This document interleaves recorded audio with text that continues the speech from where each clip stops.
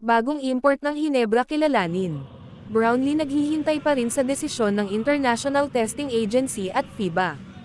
Isinapubliko na ng Barangay Hinebra Gin Kings ang pagsamantalang papalit na import nito sa nalalapit na PBA Commissioner's Cup ngayon darating na Nobyembre.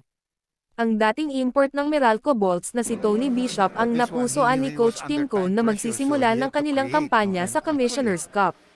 Maaalala na ang 6'8" player ang nagpahirap sa Gin Kings sa 2021 PBA Governors Cup Finals. Nakuha ng Hinebra ang kampyonato kontra Meralco na umabot hanggang Game 6.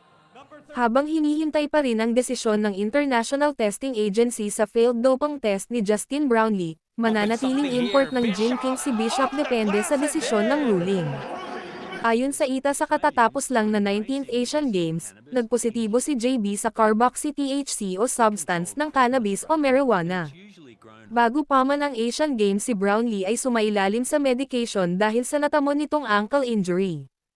Ayon kay Coach Tim Cone, inaasahan nilang bumaba sa isang buwan o isang araw lang sana ang mapapataw na suspension ng FIBA kang JB. Your guess is as good as mine at this point.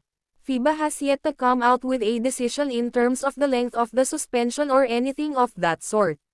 But I know that the SBP, the San Miguel Group, and everybody is trying their very best to give him all the support, the legal support he needs to shorten or remove the possible suspension, pahayag ni Coach Tim. Magsisimula ang 2023 PBA Commissioner's Cup ngayong 5 ng Nobyembre, kung saan unang maglalaban ang Magnolia Hotshots at TNT Tropang Giga sa Smart Araneta Coliseum.